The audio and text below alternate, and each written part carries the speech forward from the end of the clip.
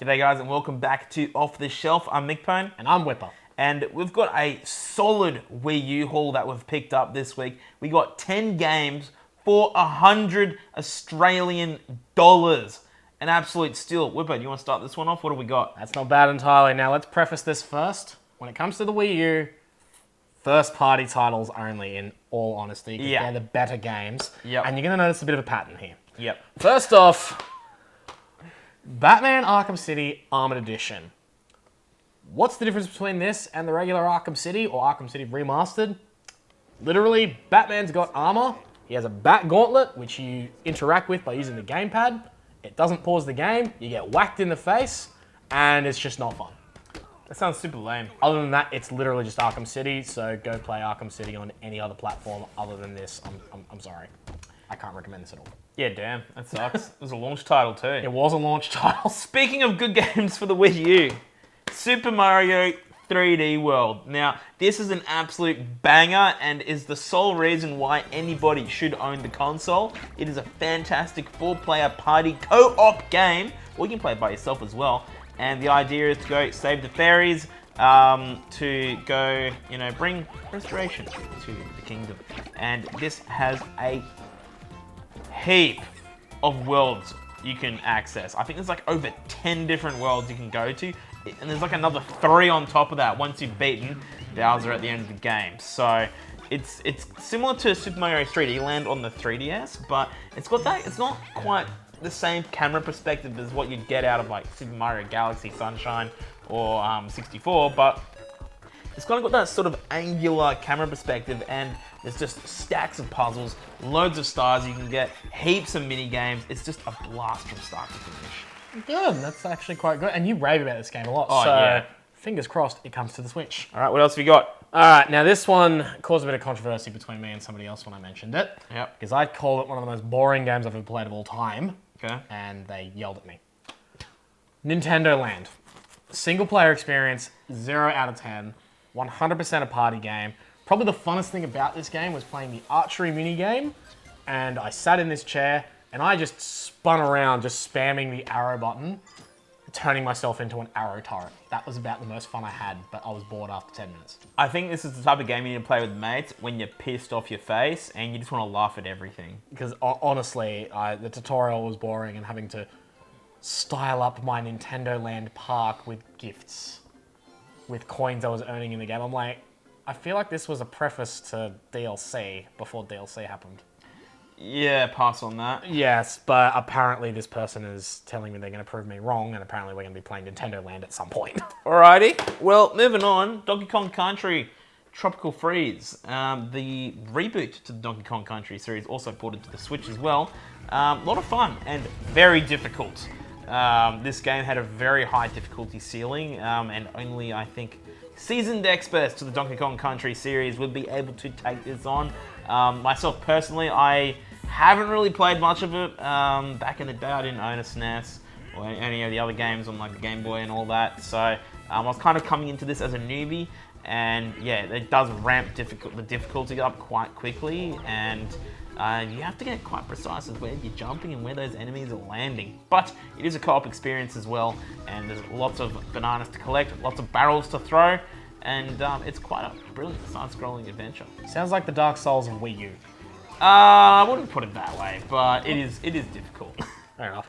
All Now, this one we're hailing as the game and potentially the mascot that killed Rayman. That's right, Rabbids. Yep. Specifically, Rabbids Land. And this game is staying sealed. We don't intend to release the monstrosities out of these things because, honestly, Rabbids are possibly the most annoying mascot I've ever come across in gaming.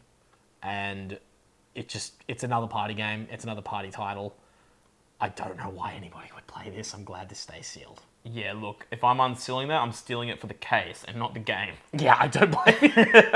And I'm that disgusted holding this. I'm moving on. Alrighty, next up, another Wii U port to the Switch, Mario Kart 8, the original on the Wii U. Now, this had quite a budding online community, and I remember putting countless hours into this back in the day, a couple of years back, when it was out on the Wii U, before the Switch version came along, and it is bloody fun.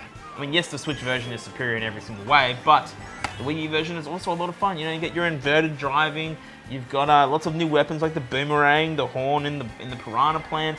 Lots of new tracks. You've even got non-Mario specific characters for the first time coming into the game.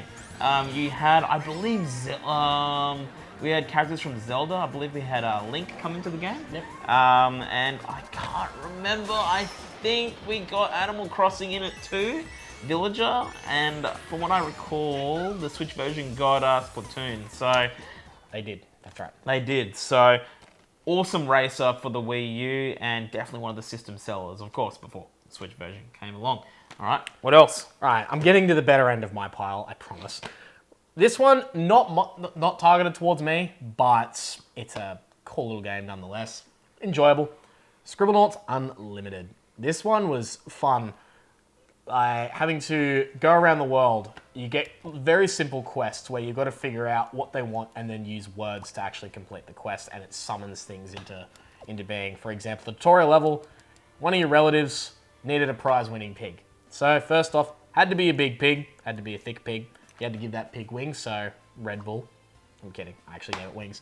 And because when pigs fly, of course it wins first place. But you go through these different worlds, talking to everyone, finding all these little different quests. It was fun, and of course there's a profanity filter, so you can't get too lewd or crude with it. Lame. But it was enjoyable, and I think if you're into this cute style of gaming, definitely a fun time. I do believe this is on PC though. Right. So it is multi-plat. Someone's going to correct me in the comments and saying, that's actually a Wii U exclusive. In which case, I am sorry, but it's definitely worth a try. Yeah, if you're it's into worth a this. go. If you're into this style of game. Yeah, absolutely. And speaking of styles of games that have also been ported to the Switch, New Super Mario Brothers U.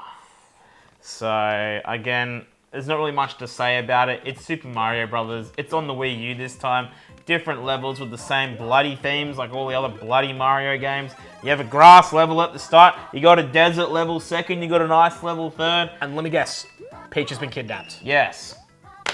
So it's lacking the I don't know. Like I'm sick of these games personally. Like I prefer the more 3D adventures. You know, like 64 Sunshine, Galaxy, and 3D World. But these ones, like, they're just the same shit every time. And yeah, it's got a port on the Switch, but to be frank, if you want to play a game like this on the Wii U, get New Super Luigi Bros. That is far better and way more unique.